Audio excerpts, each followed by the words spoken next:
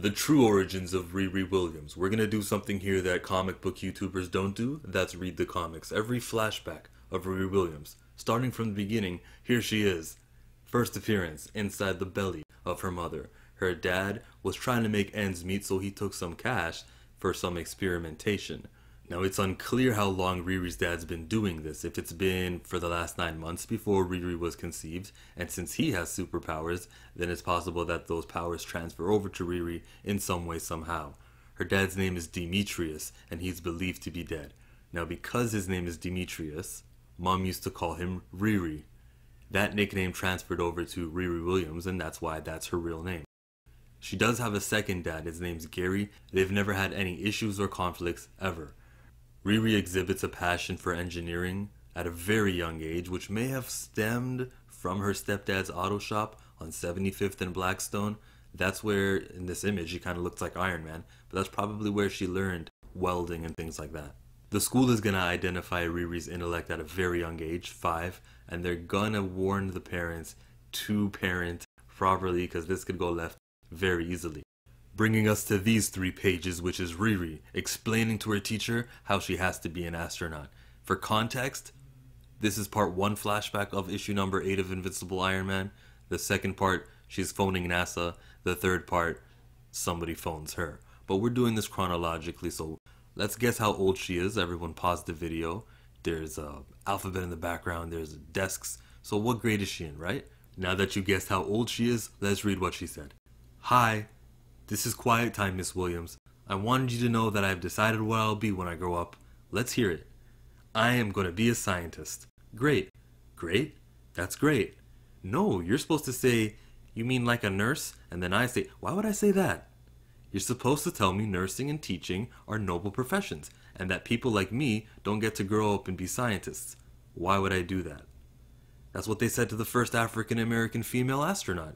Well, that was a long, and she told them, no, I'm going to be a scientist, and then she did it. Yes, that was a long time ago. Things were different back then, but because of people like her, a girl like you can do whatever you want, fly anywhere you want, and be anyone you want. I was kind of hoping you'd tell me the opposite so I would have something to inspire me to prove you wrong.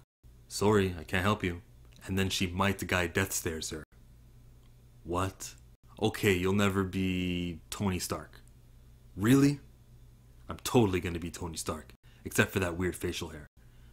Now, Iron Man is Tony Stark and Tony Stark is Iron Man, so origin explained. Especially if you watch the movie where he makes it known that he is Iron Man at the very first one.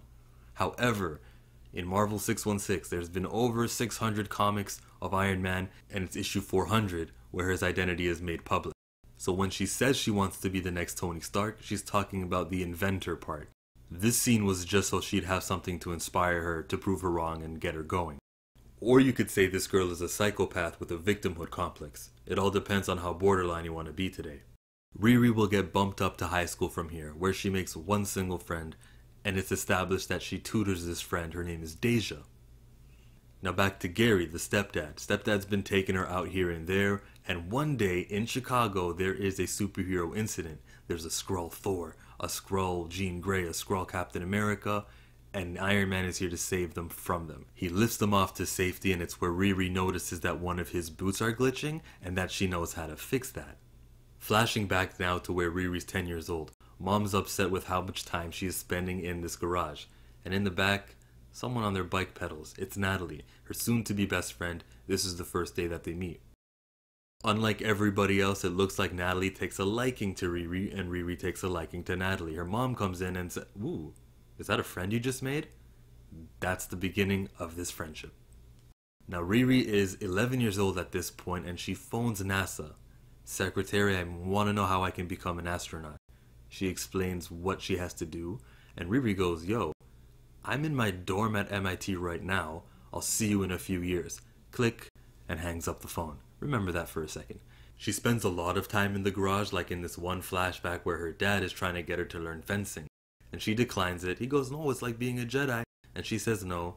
And the sad thing is, there was a moment in her future where she probably could have used these lessons. Here she's sitting down with Gary watching a Harriet Tubman documentary. It's the first time we hear, those who move with courage make the path for those who live in fear. Now 2 years ago, making Riri 13 years old. Big year for her. It's her birthday. Her best friend Natalie gives her the phone. Guess who's on the other line? Macy Jemison. That's the name of the first African American female astronaut. Now it's just a casual day at the garage, kicked back. Riri's creating a jetpack, and when she's asked why she's doing that, her answer is, I'm going to fly. Very next day is this picnic.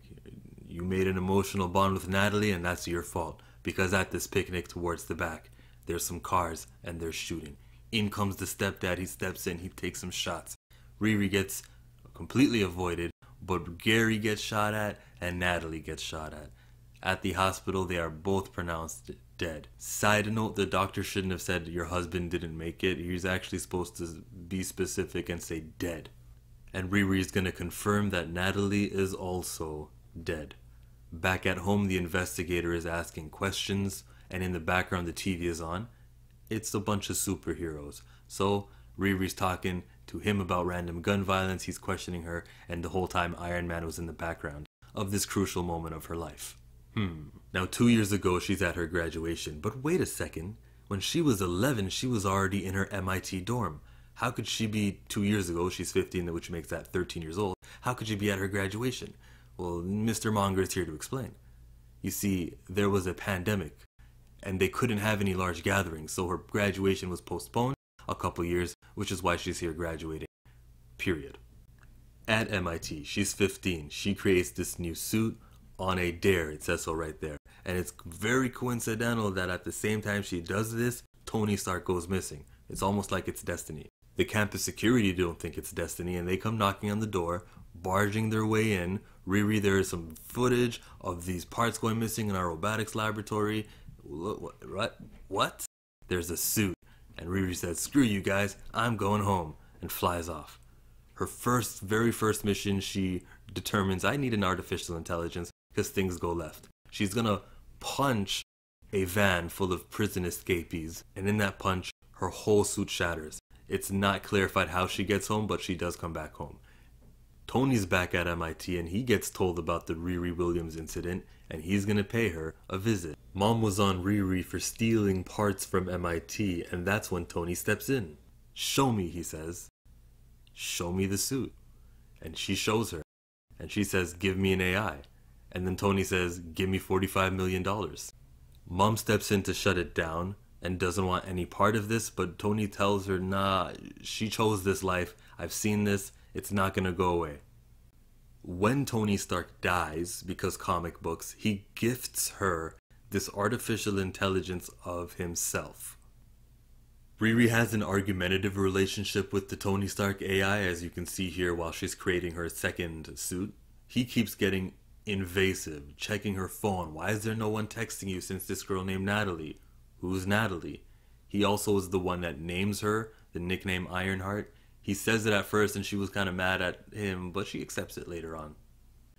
So that's her name, that's her suit, that's the Tony Stark connection. The third suit I should mention was made right after Thanos crushed suit number 2, and she made that with the help of Vision. But how about why?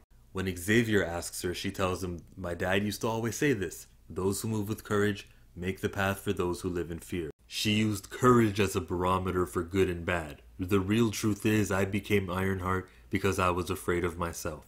Afraid that cowardice would make me bad. Issue 593, they do a retelling of the Riri Williams origin. Riri Williams, teenager, prodigy, MIT genius. Like Tony Stark before her, Riri used her advanced intellect to build her own armor with this suit. A new hero was born. When Tony discovered Riri and her invention, he found a kindred spirit and took her under his wings. Tony created an artificial intelligence that looks, sounds, and is almost as smart as he is. This AI assists Riri as she continues her journey as Ironheart. So that's the origin of Riri, her suit, of Tony, her mom. Her mom, remember how she wasn't down with the superheroing? Now she is. She's accepted a long time ago that this is going to be the life Riri chose and has just let it be. Now I'm content with ending the video there, but things get strange. This is how Riri Williams gets superpowers. The Stone of Hala. It is a threshold between realities, a portal of unfathomable power. The wellspring of power. It's some kind of cosmic energy portal. When you combine these things, what happens? Well, it does happen. Riri shrinks using her pin particles and expands, touches the Stone of Hollow, dips into the wellspring of power, and what is happening? She has visions of a future version of herself. She's seeing the future. When she makes it out of this wellspring of power and gets down to fighting, it's as if she can see the moves before they happen. Does this power wear off? Does she still have this power? These are questions that have not been answered yet in Ironheart, the comic, or in any comic featuring Ironheart of Marvel. This video couldn't have been done without my friends at Marvel Unlimited. $10 for every comic in Marvel history. And if you use the code word CHILLMONGER, nothing happens. What do you take me for? But I appreciate the love. If you want to help, thumbs me up. That's the origin of Riri Williams. What? Wasn't the origin you were looking for? You thought it was darker than that? You thought she was worse than what I presented? Well, that's her origin based on canon. But I'm not going to burst your bubble. If you want to close your eyes and hate just strongly enough, shoot. Riri Williams tag team with Dr. Doom to steal Iron Man's armor. And Riri Williams said in her very third appearance in the letters page that she wants to cancel Marvel. Riri Williams is pro-life. Riri Williams chose Bulbasaur. Riri Williams says the dress is gold and white. And Riri Williams, she's not even African American.